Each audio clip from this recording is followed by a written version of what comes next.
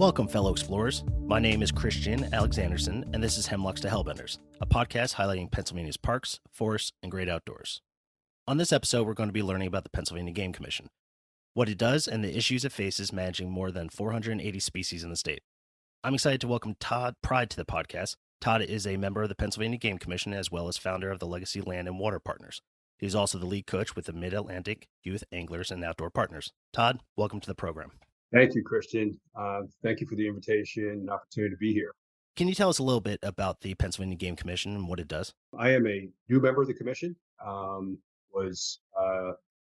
unanimously approved and voted on by the Pennsylvania Senate in July, along with my neighboring Commissioner, Bob Schwam, who is from District 8 and I'm District 9. So we are both new here in our roles with the Game Commission. I'm learning, I'm sharing. I ask people to come on this journey with me and us, not just with this podcast, but ongoing, in learning and understanding the Game Commission. The core and the important element for our listeners and for all of us is to really understand that we are in the PGC. You, myself, our residents here in the state of Pennsylvania, we are all a part of the Game Commission. Our state's wildlife are owned by the residents of the state. They are not owned, by private landowners, not owned by the Game Commission. And so the PGC's role is we are our state's wildlife management agency.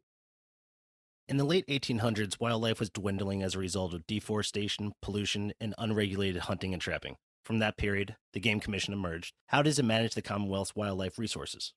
Well, it started, as you touched on, in 1895. The agency was formed, largely because we did not have regulations for our wildlife species, particularly our species of interest and in pursuit of hunters, white-tailed deer, elk, other species that we have. So, that was at the core of the formation of the agency at that time, one of the first agencies in the country.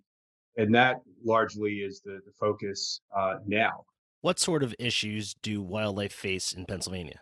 Well, I would say it's coming from every single direction. We are fortunate in this state to have the number of organizations, nonprofit, both local, regional, and national organizations committed to the same kinds of things that the PGC is focused on, whether or not that's the Audubon Society and their, local, state, regional chapters, Ducks Unlimited, National Wild Turkey Federation, National Deer Association. So let me just say that, all of us as a collaborative are focused, effectively on the same thing. Which is managing the state's wildlife and habitat. The threats that we're dealing with, a number of people don't like to hear the term climate change. I sometimes just simplify it, and I'll just, throughout, this discussion, will maybe reference the term KISS, which is keep it simple. We have temperature changes that are happening, which, are rising, water temperatures, which have the effect that it does on our aquatic species, which are, sister agency, the Pennsylvania Fish and Boat Commission is responsible for.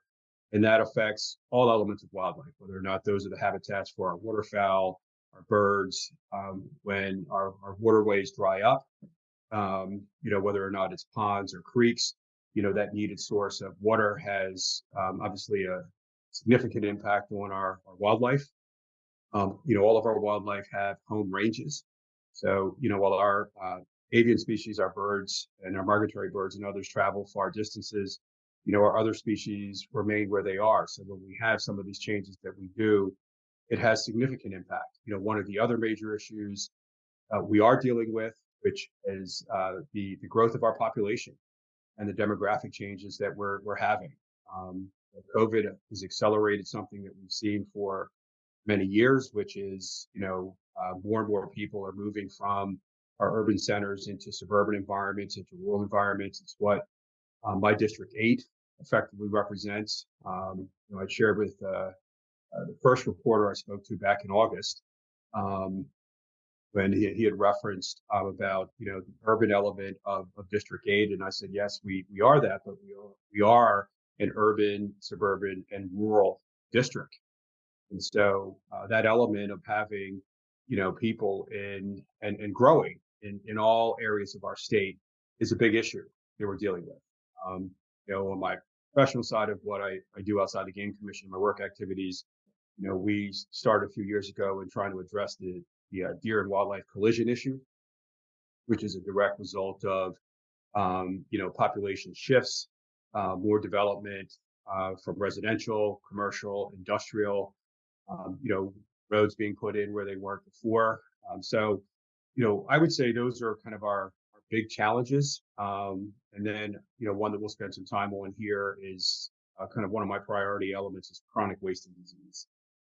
Well, let's talk about the one you brought up towards the end, chronic wasting disease. What is it?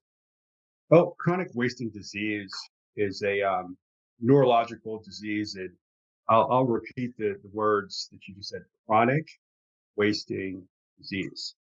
The acronym CWD as it's used, but it's important for all of us to understand, what this disease is. I mean, and as I'll reference, throughout this, is for all of our listeners, as we all use Google to find out information for things that we want to know, utilize our, PGC website.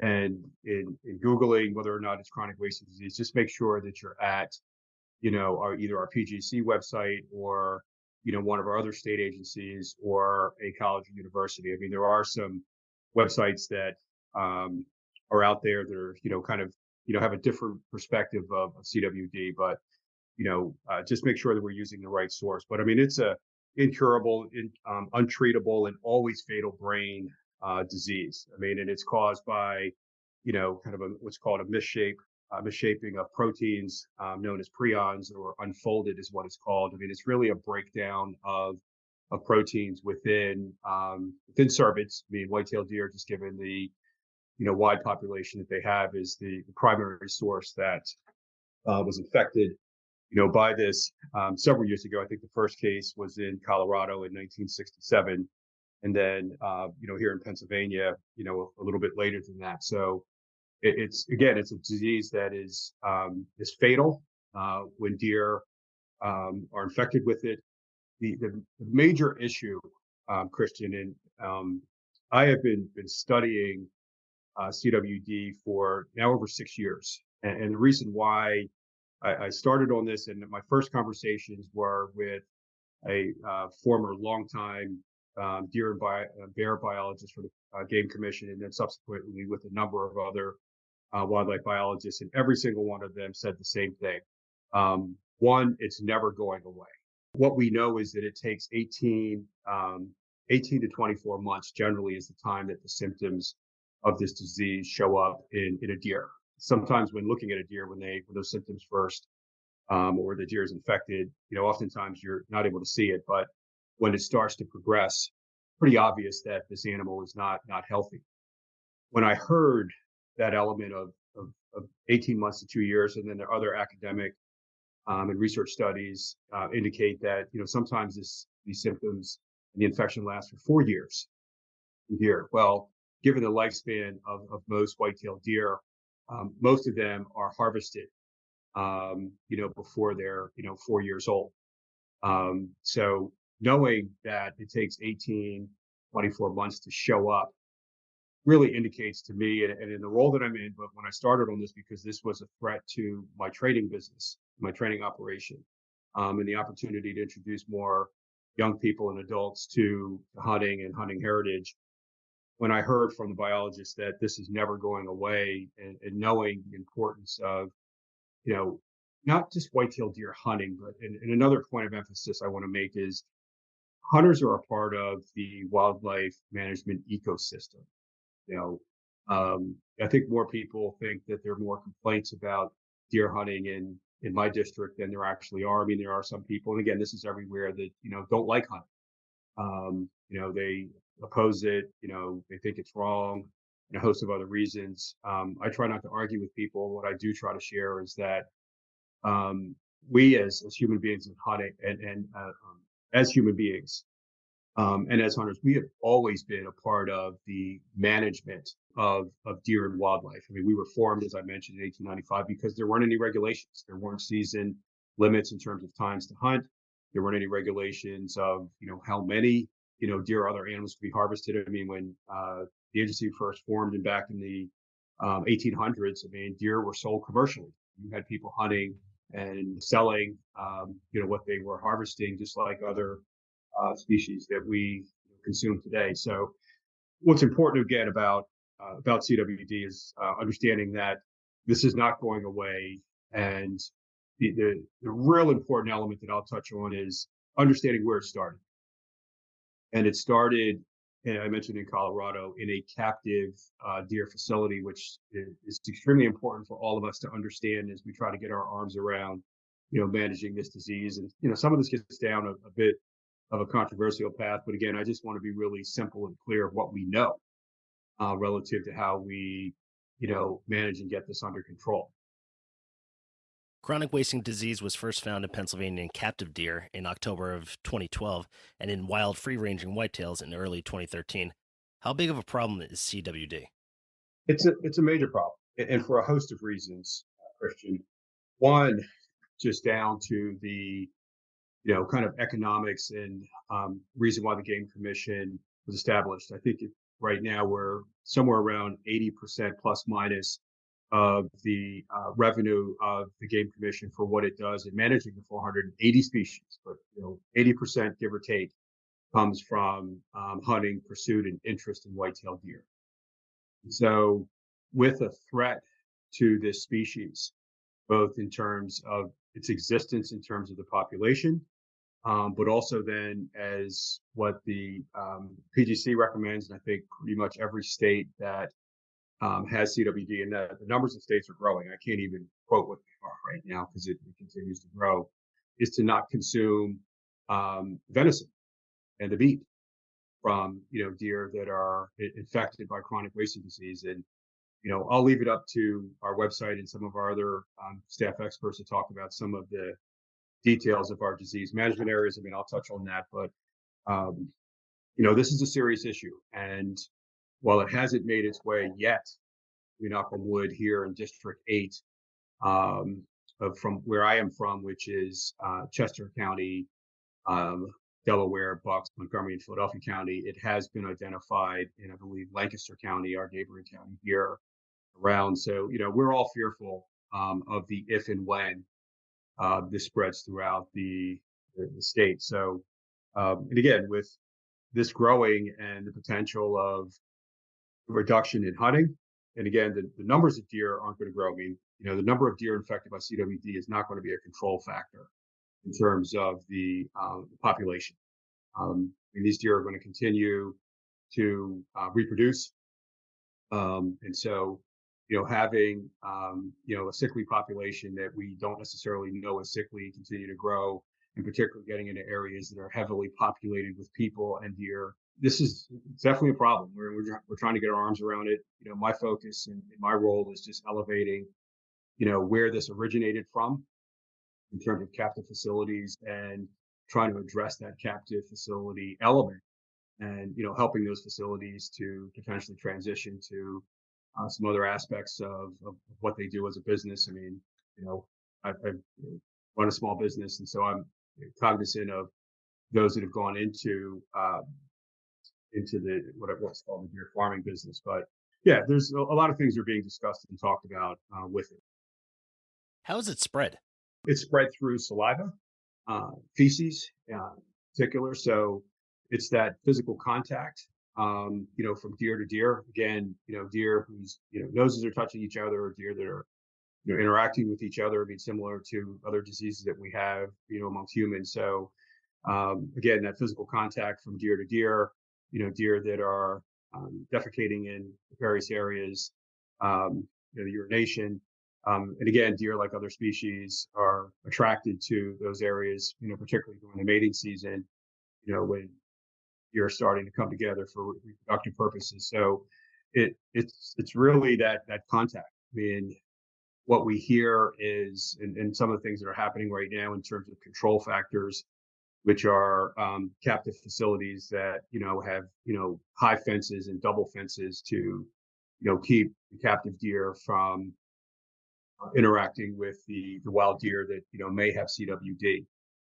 Those facilities, many of them are testing their deer, which obviously is something that's needed and required as we ask of those facilities. But therein lies the challenges that we're faced with as an agency, because we don't regulate those captive facilities. And that is something that we are trying to address as commissioners. What are disease management areas and are they helping with the problem? Um, the disease management areas are areas that CWD has been identified, okay, in the deer population in those areas. Our biologists and scientists, once that those deer have been a deer, not group of deer, a single deer is identified, who've been infected with CWD. Some of this comes from deer, and I think oftentimes from roadkill. We have facilities, kind of bins, containers that are placed in these areas and in other areas where hunters can actually put the parts of the deer into those, kind of the skull, the head, and others where the CWD infection is identified, and then those are tested, by the commission and staff. And so once a deer has been identified, that geographic area that is around that area is then, determined, defined as a disease managed geographic area. And so within those areas, I believe we may be up to, this number is growing, we're between 7 and 11. I should know this number, but it's a growing number. It's a growing number in all areas of the state. Again, our PGC website has an interactive map there that shows where those are. But again, these are defined areas, and so in those defined areas, the PGC has put in place harvest parameters. Deer can't be moved out of those areas once it's been identified as they're harvested. So there's limitations we have. We have special regulations, permits that are provided to hunters in those areas, because the goal is, when those areas are established, Christian, is to reduce the herd so that the spread, can be contained within those areas. And the agency's doing an incredible job, I think, across the country. That's been, I think, one of the primary ways to stop and slow down the spread, is where these infected deer have been identified, is to reduce that population in that area, and then to stop the movement, of those deer out of those areas, so that it's not being spread into other areas. And again, whether or not it's animal to animal, again, from a roadkill standpoint, and we have other animals that are maybe feeding off of that animal that is there until it's picked up. And sometimes, as we know, deer are never picked up. And so vultures and other predator species are now feeding off of that, and obviously the potential of that to make its way into other parts of the area. So again, something is a serious growth issue. I have to think this spread of information has to be difficult for people because there's a lot of people out there that aren't hunters and aren't conservationists, and they kind of look at deer as a nuisance. They look at them as things to not hit on the highway. How do you kind of get this information that this is more than an issue that's just for conservationists and just for hunters? The important element is sharing what it is that we know. It's a transmittable disease. I mean, while it has not been identified in humans yet, the key word in that biologists and scientists have been sharing, whether or not it's from the CDC to wildlife biologists, at our various state agencies, is yet.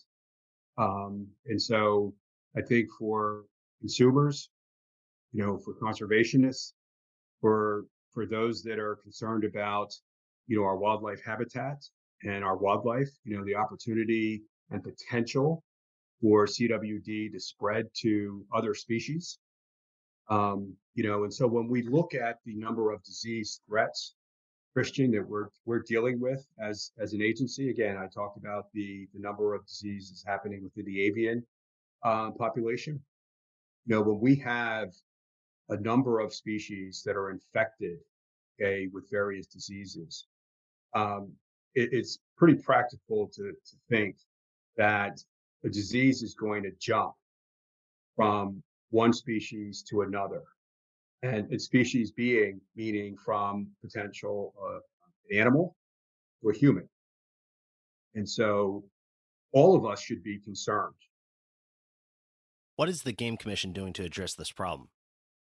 On a number of fronts. Again, one of the main elements that I just touched on right now, and one of the main elements of control, um, is through hunting. Trying to encourage more people to consider getting into hunting. People hunt for different reasons. I mean, myself, for deer hunting, I've mostly donated my venison to food bank, the local food bank here. So whether or not that's for personal consumption, and again, for people that are hunting for what we call putting meat in the freezer, venison in the freezer, that effort of what they're doing is helping to manage that population in that area.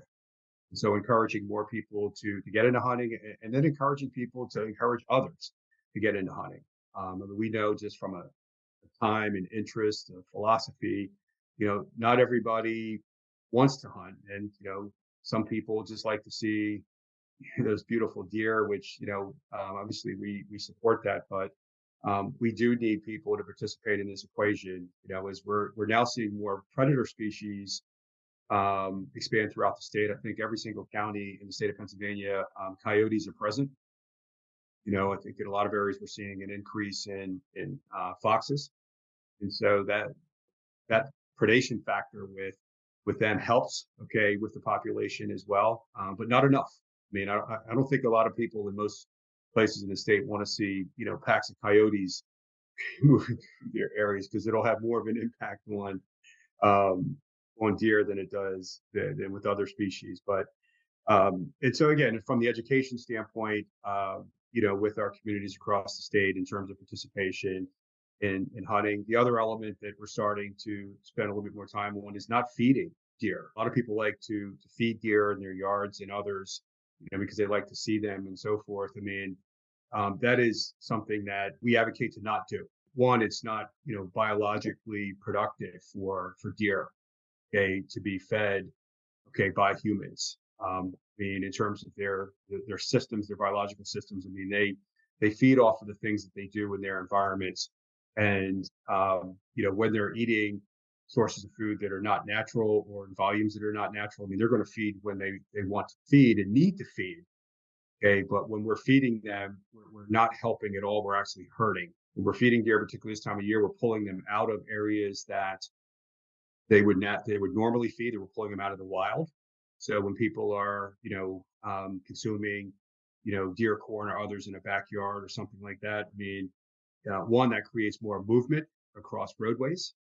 So that's increasing the potential conflict or vehicle collisions and accidents. But again, we don't want deer to become reliant on humans feeding them, because they are wild animals. So we're, again, from an education information standpoint, starting to share that. And contrary to some people's belief, and I do sometimes get this question, well, if more deer were hit, would that actually help control the population? No, no, and no, on a lot of different levels. But yeah, so we're trying to get at this issue, Christian, on from a number of different sides. Again, just trying to increase our participation as people, as humans in the equation is what we're trying to do, largely. As somebody who's now just getting into hunting in my late 30s, I am more than happy to help with this problem now. Well, we need it. It's fascinating because I mean, I think we've heard the term. Maybe you use the term locavore, which is I think a term that I think has been making its way through the millennial population of wanting to eat and consume what one is able to harvest. And that is an important element. I mean, a lot of people do hunt for feeding, okay, themselves and their families. I mean, it is arguably one of the healthiest meats.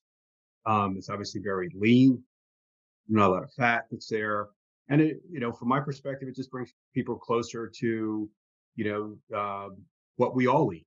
I mean, to be able to go out and hunt, and again, whether or not that's deer, whether or not those are other species, I mean, they're all a part of the equation. I mean, there's different ways to go about doing that, but again, as what you're saying here, as we get off of this podcast, obviously I want to be helpful in whatever way that I can to help you expand what you can do, because there are hurdles. I mean, that's one of the things that we're tackling with the game commission is there are hurdles for people getting into hunting, whether or not that's people that are in urban areas where there are not a lot of public areas that people hunt. The game commission manages over 1.5 million acres of public game lands, and then our kind of partner sister agency with Department of Conservation and Natural Resources, I believe, manages over 2.5. So we've got tremendous acreage here in the state, but a part of the challenge and opportunity is how can we provide some mechanisms for people that are not close to those areas to then engage those areas. So there's a lot happening with different initiatives, different programs. I mean, in city of Philadelphia, the John Hines National Wildlife Refuge, I think this was third or fourth year that they held a mentored hunt for both adults and youth. And so I participated as a volunteer in one of those back in the fall, and hopefully, one's coming up, here this last month of the season. And then we expanded that in Philadelphia to another park in Northeast Philadelphia, Benjamin Rush State Park. So, the agency with our partner operations, both at the federal level, U.S. Fish and Wildlife Service, that the John Hines National Wildlife Refuge is a part of, is trying to tackle this issue as well. So, there's a growing number of opportunities for new, but also reactivating hunters to get back into these activities. Is it safe to consume a deer if it's found to have chronic wasting disease? No. Let's say a hunter goes out, they harvest a deer, they get it butchered and taken care of. How do they find out from that point? I mean, every hunter can have their deer tested, and a lot of hunters do have their deer tested, after harvesting. So there is a way to do that. I mean, our disease management areas have those tools and resources, but I mean, deer can be tested anywhere. I mean, there are kits that are available as I'm starting to understand a little bit more. So having one's deer tested, I think is a part of the equation. I know there are a couple of big small businesses, new companies that are trying to develop kits to make that easier to do. But again, that's where what we're doing with our efforts with the PGC, and then through our stakeholders and partners and others, trying to get the information out about limiting the spread, so that we don't have to get to that particular point. I mean, it's a daunting exercise. We may be at a point in the future where every single deer that one harvest will be tested for this. And again, if we think about it just from a broader standpoint, what we've seen again with the avian population in particular, but also in the cervid deer community, we have other diseases that are continuing to pop up from time to time. There's a hemorrhaging disease called EST, I believe it is, that is also popping up throughout the area as well. So even with CWD being what it is, we can't be blind to the element that something else may come up down the line. So, what we can do to start educating on some of these fundamentals. And again, it gets back to, what I call, and what's called, I guess, sometimes in academic research circles, root cause. We know deer came from captive environments. And I do just want to make this point, because I try to keep things, simple, KISS. When I first learned about this at the level I did back, I think it was 2008, about the growth of CWD and the way that it was taking place, and heard it coming from captive facilities, as I asked a number of biologists, I said, well, we all know that the uh, three of the main characteristics of a white-tailed deer are fear, stress, and social behavior. Knowing those as a species of prey and they're captivated, there's probably going to be a level of stress that these deer are going to be under now. And again, if we equate this to humans, not every person, okay, becomes depressed or is affected in the same way. Some people more than others, whether or not, it's in a rural environment, suburban or urban. But understanding some of these fundamentals of captivating a wild animal, you know, to me, I think is a fundamental flaw. I mean, again, that could be, looked at. I know our biologists and others and scientists are looking at this every way that they can. The home range of a white-tailed deer is known to be, could be a square mile. But we also know that, during the mating season, and again, when, our male deer are pursuing our female deer, our does, some will travel 5 miles, some will travel 7 miles. Some will stay in a particular area that'll, depends upon the makeup of the deer buck ratio in those areas. And so that affected doe buck that's moving around those areas.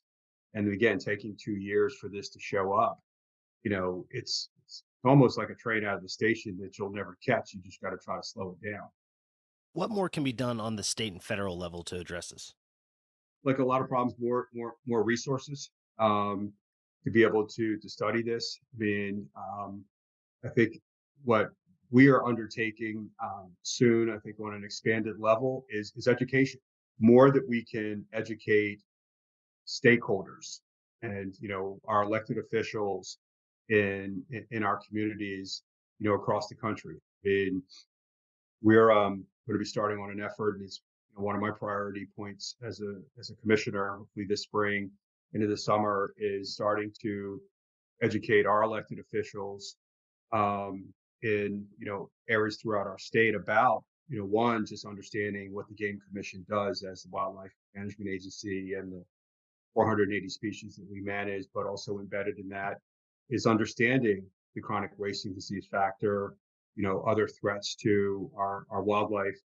And I'm encouraged about that, though, Christian. I mean, not a lot of positives came out of COVID, as we all know.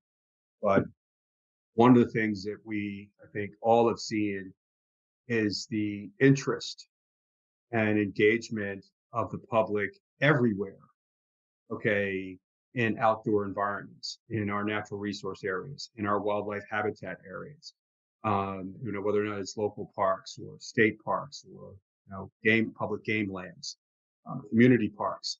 So I think as we start to educate our stakeholders in our communities more about these elements, the more that we can do. And so at a state level and a federal level, the more that we can garner support to do that, I think we'll be able to address these issues more effectively, and be more proactive than just reactive.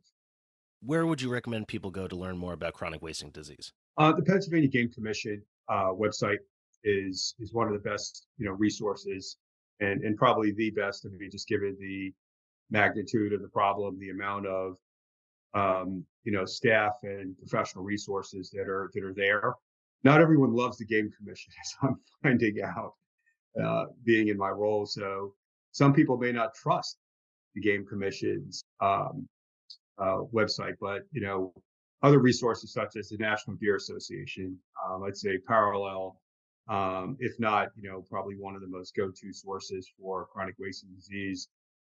Other state agencies, they have great resources.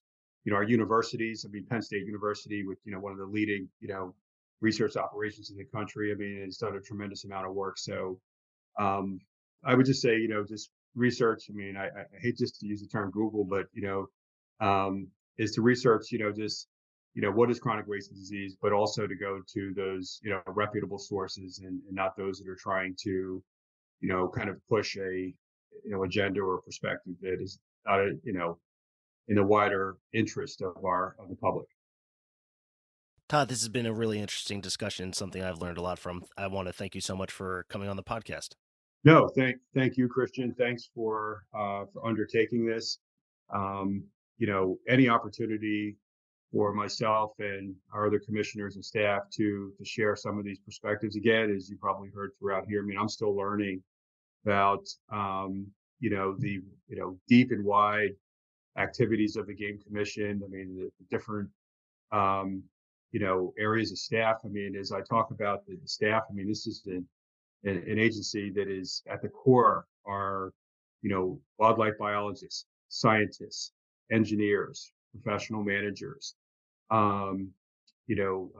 community experts, those that are out on the front lines in our various communities throughout the state. I mean, it's just a tremendous resource that we have here in Pennsylvania, being one of the largest, both hunting states, but also in terms of the number of species that we have here. So I just ask everybody to come with me and us on this journey to continue to learn about the Game Commission, support the Game Commission where you can, whether or not one's a hunter or not. Again, as I get back to my numbers, 480 species, 33 game species meaning hunted, but that means over 400 other species, most of which are birds. We need all the help that we can get, whether or not one wants to buy a hunting license or not. Just support us in any way that one can.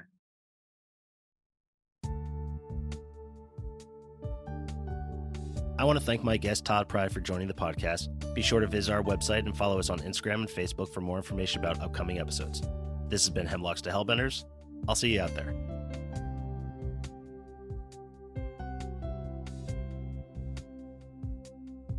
Hosting, production, and editing by Christian Alexandersen. Music by John Sauer. Graphics by Uncle Traveling Matt's Random Expedition.